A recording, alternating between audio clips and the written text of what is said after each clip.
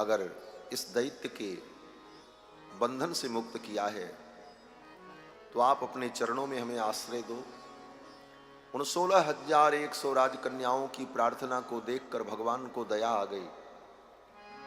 सत्यभामा जी साथ में थी, सत्यभामा जी को भी दया आ गई। सत्यभामा जी ने कहा, भगवान इन सब को ले चलो द्वारिका, ये सब हमारी बहन हैं, सब वहीं रहेंगी, क्या कमी है आपके पास। भगवान ने कहा ठीक है, आपकी मर्जी। फिर उन 16,100 राजकन्याओं को भगवान ने वहीं से द्वारिका भेज दिया और भगवान स्वर्ग गए। इंद्र का छत्र, वरुण का छत्र छीन करके लाया था भौमासुर, देव माता अदिति के कुंडल को छीन लिया था, वो सब लेकर के भगवान गए, जाकर के स्वर्ग में इंद्र को दिया, देव माता अदिति को दिया। फिर तो वहां पर भी एक अद्भुत घटना हो गई स्वर्ग में। इंद्र की पत्नी इंद्राणी और भगवान की पत्नी सत्यभामा ये दोनों साथ में ही घूमती थीं स्वर्ग में जहां तहां।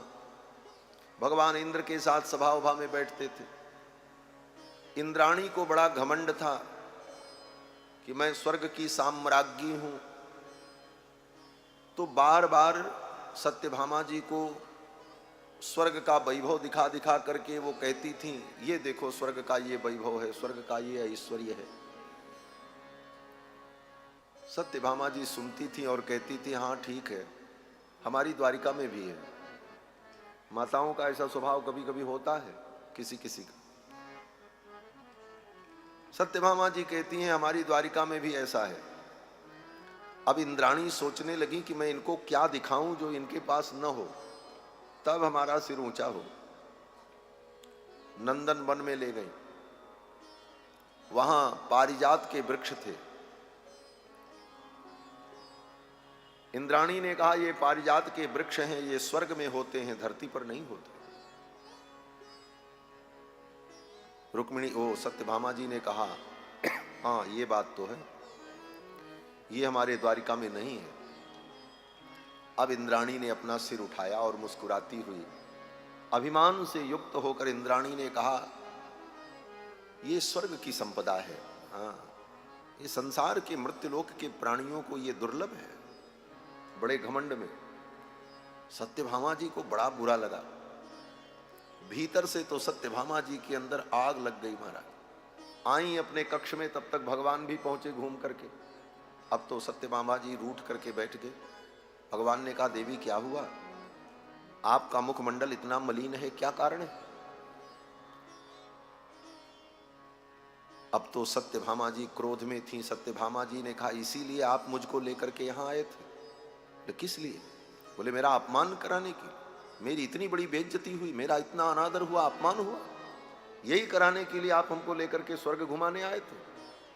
भगवान ने कहा, देवी हुआ क्या तो आप बताओ तो।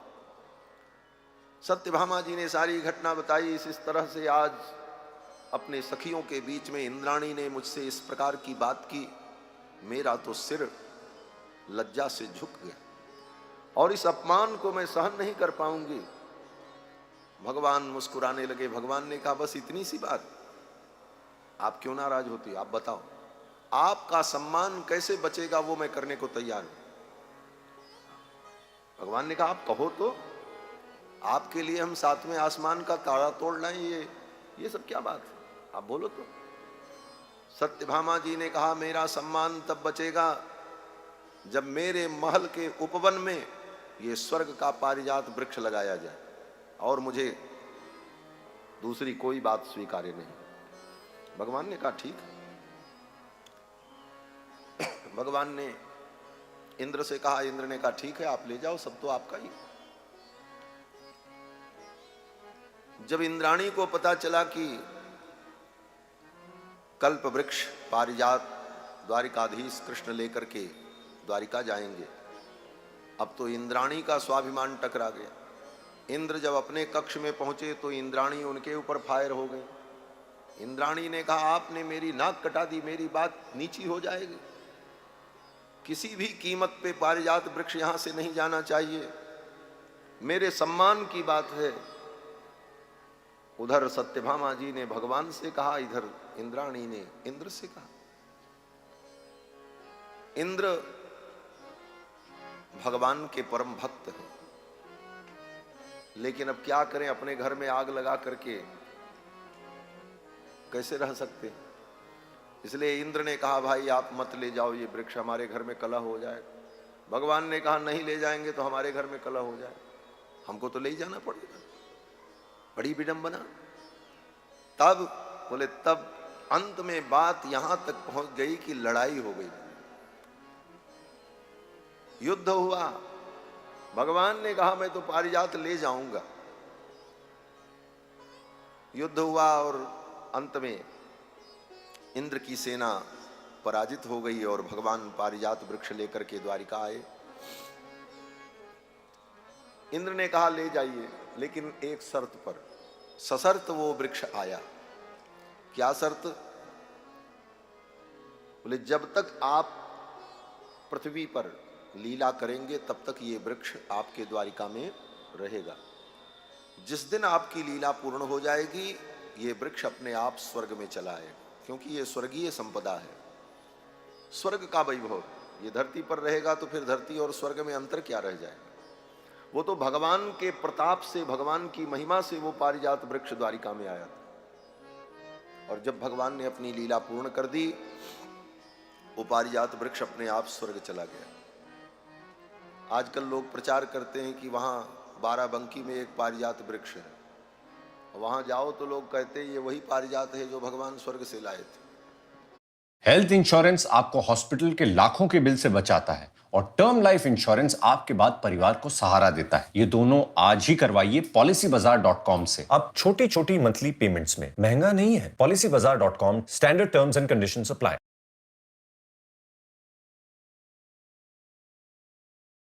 काफी लोग शिलाजीत को एक ही रीजन के लिए जानते हैं, बट कपिवा शिलाजीत के और भी कई सारे बेनिफिट्स हैं, जैसे कि increased testosterone levels, better energy levels and increased stamina. इसमें है 60% फल्विक एसिड एंड 80 से भी ज्यादा essential minerals like zinc, magnesium and iron, जो टेस्टोस्टेरोन लेवल्स को इंक्रीज करता है, जिससे मैं पूरे दिन एक्टिव रहता हूँ। ये हिमालयन एक्सिलेयर आपको जरूर महंगा लगता होगा, बट ये बॉटल 2 महीने तक चलेगी, क्योंकि आपको सिर्फ 1/4 ऑफ स्पून खाना है to maximise your energy level. और इसके हर बॉक्स के साथ एक NABL सर्टिफाइड लैब रिपोर्ट आती है, जिससे पता चलता है कि ये एकदम प्योर है। तो आप भी अपनी एनर्जी को नेक्स्ट लेवल ले जाने के लिए इसे अपने डेली रूटीन में ऐड कर सकते हो। Head on to www.kapiva.in for more information.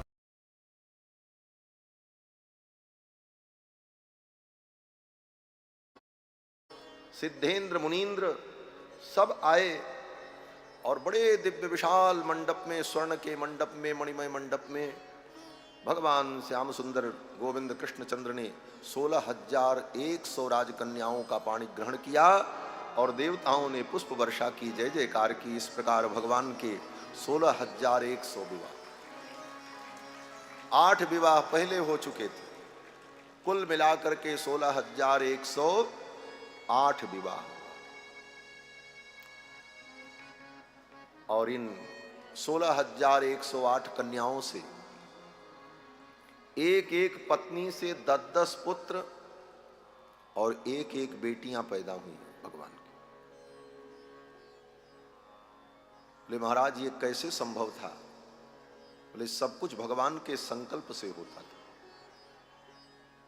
सोचो, 16,108 पत्नी हो और व्यक्ति 24 घंटे में अगर एक पत्नी को आधा मिनट दे, फिर भी वो सारी पत्नियों से मिल नहीं सकती। आधा मिनट क्या, 10 सेकंड का समय दे, तब भी सबसे नहीं मिल सकती। और सभी पत्नियां भगवान की सदा प्रसन्न रहती थीं और भगवान से संतुष्ट थीं। और एक एक पत्नी से 10-10 पुत्र और एक एक बेटियां। इतना बड़ा विशाल परिवार भगवान गोविंद का। किसी व्यक्ति ने कहा, 16,108 विवाह करने वाला व्यक्ति भगवान हो सकता है? वो तो कोई बहुत बड़ा भोगी होगा। बोले, नहीं, हमारे पूज्य महाराज श्री तो कहते थे 16,108 विवाह करने वाला ही भगवान हो सकता है। क्यों? बोले भगवान ही ऐसा काम कर सकते हैं, मनुष्य थोड़ी कर सकता। मनुष्य के तो बस की नहीं है। एक विवाह व्यक्ति करता है और जीवन भर ताना सुनता है। जीवन भर पत्नी यही कहती, क्या किया आपने मेरे लिए। तो घर गृहस्थ लोग जानते ही, आप लोग हो, अनुभव होता होगा। बोले आपको कहां से अनुभव हुआ बाबा जी को? अरे बोले आप ही लोगों को देख करके सुन करके हमको भी पता चल जाता है। घर घर की कहानी यहां तक आती है, ऐसी बात नहीं है। तो एक विवाह व्यक्ति कर ले तो जीवन भर पत्नी का ताना सुनता है। सुनना भी चाहिए, गृहस्थ जीवन में ये सब होता ही है, कोई नई बात नहीं है। 2 विवाह कर ले महाराज तो सिर के बाल उड़ जाएंगे। हाँ पक्का है, एक बाल नहीं बचेगा। 3 विवाह दशरथ जी का हुआ तो राम जैसे धर्मात्मा पुत्र को वन में भेजना पड़ा, और 16,108 विवाह करने के बाद भी गोविंद चैन की बंशी बजा रहे हैं। ऐसी लीला तो भगवान ही कर सकते हैं, दूसरा कोई नहीं कर सकता। और सभी पत्नियां भगवान से संतुष्ट हैं, प्रसन्न हैं। कभी किसी के मन में कोई दुर्भाव नहीं आया भगवान के प्रति, और भगवान सबको संतुष्ट रहे। इस रहस्य को जानने के लिए एक बार नारद जी आए। नारद जी ने सोचा चलो चल करके देखते हैं भगवान रहते कैसे हैं, सभी पत्नियां भगवान से प्रसन्न कैसे रहते हैं। तो नारद जी आए तो सबसे पहले रुक्मिणी जी के महल में पहुंचे। तो क्या देखते हैं, भगवान रुक्मिणी जी के साथ बैठ करके अग्निहोत्र कर रहे थे। ओम प्रजापतये स्वाहा, इंद्राय स्वाहा, अग्नये स्वाहा। भगवान अपनी पत्नी रुक्मिणी के साथ अग्निहोत्र यज्ञ आदि कर्म कर रहे थे। नारद जी ने प्रणाम किया। प्रणाम करके नारद जी वहां से विदा हुए, सत्यभामा जी के महल में पहुंचे तो वहां क्या देखते हैं, सत्यभामा जी ला ला करके स्वर्ण मुद्राएं और वस्त्र भगवान को दे रही हैं, और भगवान ब्राह्मणों को, संतों को दान कर रहे हैं, और वे ब्राह्मण स्वस्ति वाचन करके भगवान को आशीर्वाद दे रहे हैं। नारद जी वहां से प्रणाम करके बढ़े, जाम्बवती के महल में गए तो क्या देखते हैं, जाम्बवती के पुत्र सांब को गोद में लेकर के भगवान खिला रहे हैं अपने बेटे को, और अपनी पत्नी से मधुर वार्ता कर रहे हैं, प्रेम की वार्ता चल रही है। नारद जी ने वहां भी भगवान को प्रणाम किया और चल पड़े। कालिंदी के महल में पहुंचे तो क्या देखते हैं, एक सिंहासन उधर लगा है, एक सिंहासन इधर लगा है, बीच में चौसर बिछी हुई है। भगवती कालिंदी उधर बैठी हैं, इधर गोविंद बैठे हैं, दोनों पति पत्नी दिव्य दंपति चौसर खेल रहे हैं। बाजियां गोटियां फेंकी जा रही हैं, और कभी भगवान की बाजी आगे हो जाती, कभी कालिंदी की बाजी आगे हो जाती, और कालिंदी की सखियां ताली बजाती, कभी भगवान के परिकर जय जयकार करते, और इस आनंद में दिव्य दंपति बैठकर चौसर खेल रहे हैं।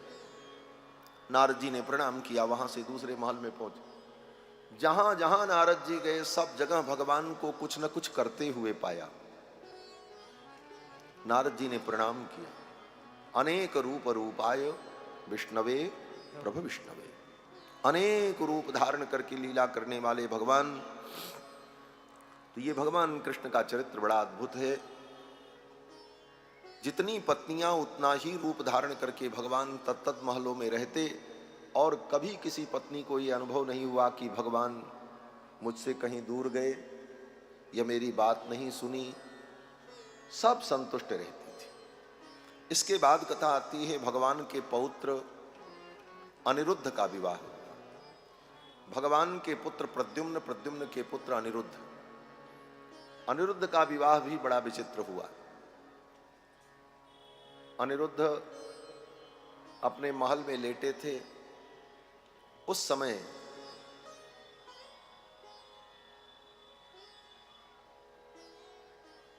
बाणासुर जो राजा बलि का बेटा है। बाणासुर की बेटी चित्रलेखा, बाणासुर की बेटी उषा, उसकी एक सहेली थी, उसका नाम था चित्रलेखा। एक दिन उषा सोई हुई थी और स्वप्न में उसने भगवान के पौत्र अनिरुद्ध को देखा। अनिरुद्ध भी भगवान की विभूति हैं। अभी मैंने कहा भगवान के ही स्वरूप हैं चतुर्व्यूह, वासुदेव, संकर्षण, प्रद्युम्न, अनिरुद्ध। परम सुंदर, परम मनोहर अनिरुद्ध और कामदेव के पुत्र हैं।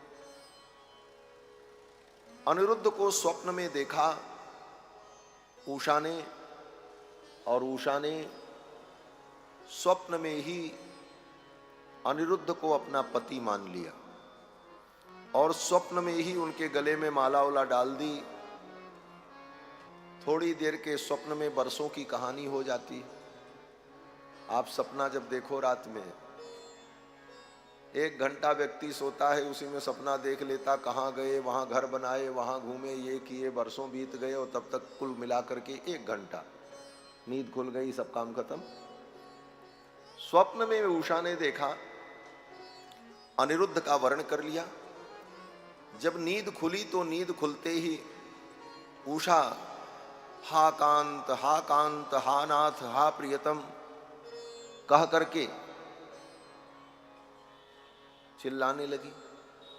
उसकी सखी चित्रलेखा ने देखा, अरे तेरा ब्याह नहीं हुआ और तू किसका मनोरथ कर रही है? कौन है तेरा कांत? हा कांत, हा प्रियतम। तब उषा ने सब कुछ बताया, स्वप्न में ऐसे मैंने देखा है और मैंने तो वर्ण कर लिया है, अब ढूंढो कि वो कौन। जैसा जैसा लक्षण बताया स्वप्न में जो देखा था उषा ने। चित्रलेखा चित्र बनाने में बड़ी कुशल थी। चित्रलेखा ने चित्र बनाना शुरू किया, चित्र बनाया, चित्र बन गया द्वारिकाधीश भगवान कृष्ण का, जैसा जैसा बताया। बोले ये है। उषा ने कहा ये तो नहीं है, लेकिन इनसे मिलता जुलता चेहरा है और इन्हें देख करके तो मुझे संकोच हो रहा है, ये चित्र मेरे सामने से हटा दो। दादा ससुर जी हैं तो संकोच होना ही था। फिर चित्रलेखा ने चित्र बनाया, प्रद्युम्न जी का चित्र बन गया। बोले हाँ, इनसे इनका मुखमंडल तो बहुत मिलता है, लेकिन ये भी नहीं है। तीसरी बार में चित्रलेखा ने जब अनिरुद्ध का चित्र बनाया, उषा ने कहा बस बस यही है, इन्हीं को मैंने स्वप्न में देखा था। चित्रलेखा ने कहा ये तो द्वारिकाधीश भगवान कृष्ण के पौत्र हैं। बोले जो भी हो, मैंने तो इनका वर्ण किया है, इनको किसी प्रकार हमसे मिला दो। चित्रलेखा ने कहा ठीक है। चित्रलेखा को अनेक प्रकार की माया का ज्ञान था। चित्रलेखा ने अपनी माया के द्वारा भगवान के पौत्र अनिरुद्ध को उनके बिस्तर के सहित उठाया महल से, और माया के द्वारा उठाकर ला करके चित्रा को उषा के महल में रख दिया। अब तो महाराज अनिरुद्ध उषा के महल में ही रहते, द्वारका में किसी को पता ही नहीं चला, और बाणासुर के यहां भी किसी को नहीं पता चला, और महल के अंदर उषा के साथ अनिरुद्ध रहते थे। सपने सब देखते हैं, पर कुछ बावरे होते हैं। सपने जो अपने हुनर से किसी के चेहरे पे मुस्कान लौटाते हैं।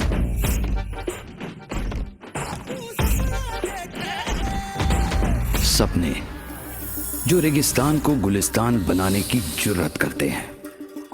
आपके इन्हीं सपनों के साथ जुड़ा है कोटक, ताकि आप हर चुनौती का सामना कर सकें और कह सकें हौसला है तो हो जाएगा। This one's hydrating, healing and feels like my skin went to therapy. Face Shop Pomegranate and Collagen Volume Lifting Cream. This one boosts elasticity. The glass skin effect that this one gives is unmatched. Everything about the water tint is cute and I love that red youthful flush on the cheeks. Plus, it gives that just bitten K-pop idol lip look. Okay, let me add one makeup product because I am obsessed. This is like whipped cream for your lips. Soft, smooth and makes you look 100% more flirtatious. melts your waterproof makeup and your stress. This cleanser could probably file your taxes too. It's that efficient. Get the best of Korean skincare on Mintra Beauty. Pretty little baby, I'm so in love.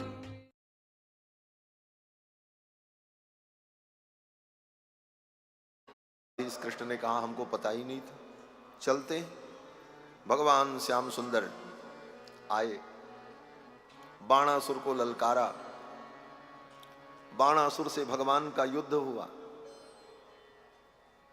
उस युद्ध में बाणासुर को भगवान शंकर ने वचन दिया था।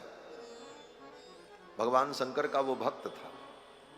भगवान शंकर ने बाणासुर को वचन दिया था, मैं तुम्हारे प्राण की सदा रक्षा करूंगा।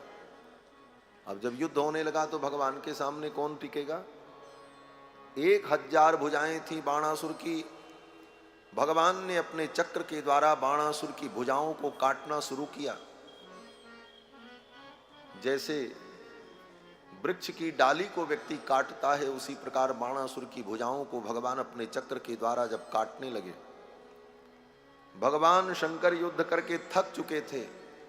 उनकी सेना भी पराजित हो गई भगवान की सेना से। अंत में भगवान शंकर ने आकर के अपना भिक्षा पात्र आगे कर दिया और भगवान शंकर ने कहा, हे द्वारिकाधीश, हे नाथ, मैं आपसे बाणासुर के प्राण की भिक्षा मांगता हूं। आप बाणासुर के प्राण की भिक्षा मुझे दे दो, इसे जीवन दान दे दो, क्योंकि मैंने वचन दिया है मैं इसके प्राणों की रक्षा करूंगा। मेरा वचन झूठा हो जाएगा। भगवान ने कहा, हे भोलेनाथ, आप चिंता मत करो, मैं इसे मारूंगा नहीं, इसकी भुजाओं को केवल काटूंगा, क्योंकि इसकी भुजाएं इसके अहंकार का कारण बन गई। अहंकारी व्यक्ति का अहंकार जिस कारण से है उस कारण को नष्ट कर देना चाहिए, उसको नष्ट करना जरूरी नहीं। जिस कारण से उसे अहंकार है वो नष्ट हो जाए। और भगवान यही करते हैं, जिस कारण से व्यक्ति को अहंकार होता है भगवान उस कारण को ही विनष्ट करते हैं। धन का अहंकार होगा, ठाकुर तुम्हारा धन नष्ट कर दे। पद प्रतिष्ठा का अहंकार आ जाएगा, भगवान ऐसी लीला करेंगे वो पद प्रतिष्ठा चली जाएगी। ठाकुर जी को अहंकार अच्छा नहीं लगता। उन भुजाओं के कारण ही बाणासुर को गर्व था, भगवान ने उन भुजाओं को काट डाला। और भगवान ने शंकर जी से कहा, भोलेनाथ, इसके पर बाबा को मैंने वचन दिया था, तुम्हारे वंश में कोई उत्पन्न हो मैं उसका वध नहीं करूंगा, तो मैं इसको मारूंगा नहीं। इसके पर बाबा कौन थे? बोले ये बाणासुर। बाणासुर के पिता महाराज बलि, बलि के पिता महाराज विरोचन, और विरोचन के पिता भक्त प्रहलाद। भक्त प्रहलाद पर कृपा करने के लिए जब नरसिंह भगवान खंभे से प्रकट हुए थे, हिरण्यकश्यपु के वक्षस्थल को जब विदीर्ण कर दिया, यस्तंभात गर्जमानो गगड गड़गड़ाद बालचंद्राध दृष्टः व्योमाभूत पाट्यमानः पपट पटपटस्ताड्यमान सटाभिः। गर्जना करते हुए नरसिंह भगवान प्रकट हुए और हिरण्यकश्यपु के वक्षस्थल को विदीर्ण कर दिया। वक्षस्तस्य विदारयन् निजनखैः वात्सल्यमापादयन्।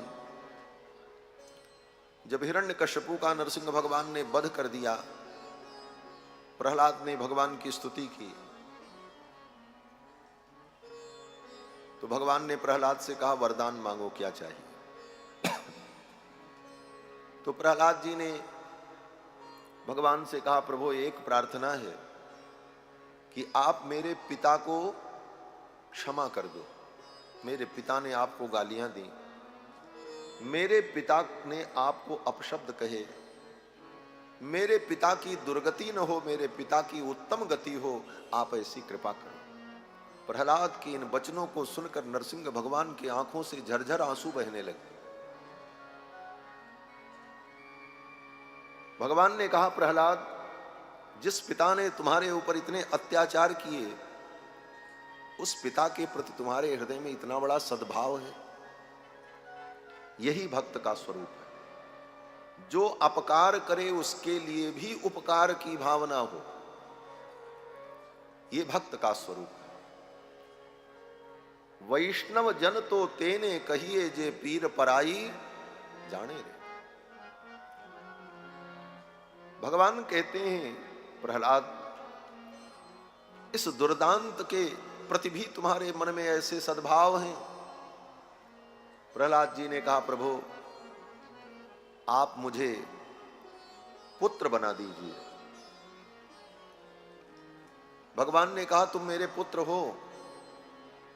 प्रहलाद जी ने कहा, मैं ये नहीं कह रहा हूं, आपका पुत्र तो सारा संसार है। वयम अमृतस्य पुत्राः, हम सब उस अमृत परमात्मा के पुत्र हैं। प्रहलाद जी ने कहा, सारा संसार आपका पुत्र है, लेकिन मैं इस अर्थ में नहीं कह रहा हूं। बोले तब? प्रहलाद जी ने कहा, पुत्र का मतलब होता है पुम नाम नरकात। पुम माने नरक, और नरक से जो अपने पिता को बचा ले उसको कहते हैं पुत्र। पुम नाम नरकात त्रायते इति पुत्रः,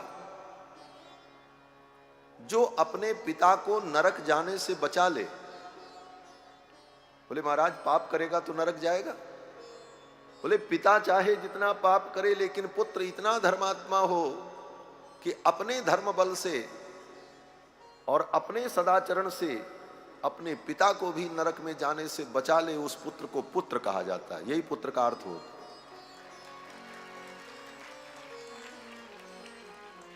प्रहलाद जी ने कहा, हे प्रभु आप मुझे पुत्र बना दो, मेरे पिता की दुर्गति न हो, मैं ये चाहता हूं।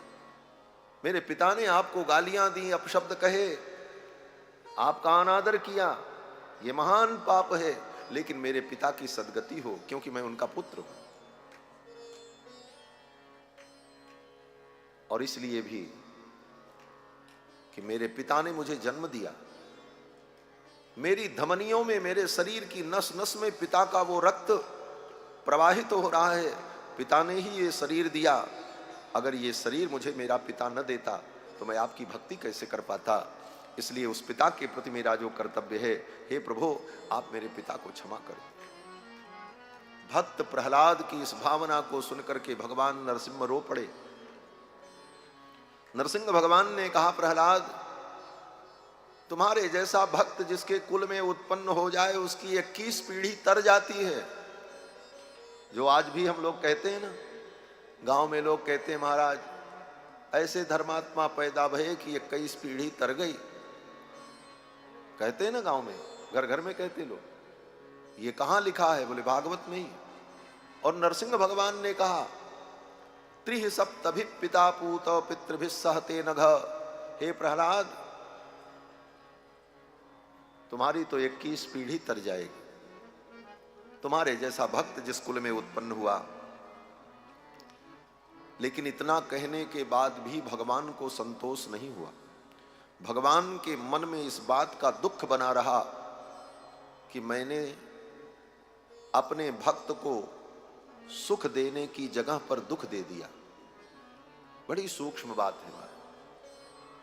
सुख देने के जगह पर दुख दे दिया। क्या दुख दिया? भगवान मन में सोचने लगे, मैंने आज अपने भक्त के पिता को मार डाला, और एक पिता के मरने पर पुत्र को दुख होता है। आज मैंने इस असुर का वध करके अपने भक्त प्रहलाद को दुखी कर दिया। उसके पिता का वध मैंने किया और इस कारण से मेरे भक्त को दुख हुआ। भगवान को पश्चाताप होने लगा। भगवान ने कहा, प्रहलाद जाओ, आज तो मैंने क्रोध में तेरे पिता का वध कर दिया, लेकिन आज मैं वचन देता हूं, तुम्हारा अगर कोई संबंधी होगा, तुम्हारा रिश्तेदार होगा, तुम्हारे परिवार का होगा, तो कितना भी बड़ा अपराध हो क्यों न करे, मैं उसको मृत्यु दंड नहीं दूंगा। आज ये मैं वरदान अपने तरफ से देता हूं। भगवान ने विशेष वरदान दिया था नरसिंह भगवान ने प्रहलाद को, तुम्हारे वंश में उत्पन्न होने वाले किसी भी व्यक्ति का मैं वध नहीं करूंगा। सोचो भगवान की भक्त वत्सलता कितनी विलक्षण है। भगवान ने कहा, तुम्हारे वंश में होगा, तुम्हारा संबंधी होगा, तो मैं उसे दंड नहीं दूंगा, उसे नहीं मारूंगा। क्या संकेत है? बोले संकेत यही है कि भगवान के भक्त का संबंधी होना भी बड़े भाग्य की बात है। कुल में एक भक्त उत्पन्न हो जाए तो पूरे कुल का उद्धार हो जाता है। और भक्त के संबंध से ही भगवान उसके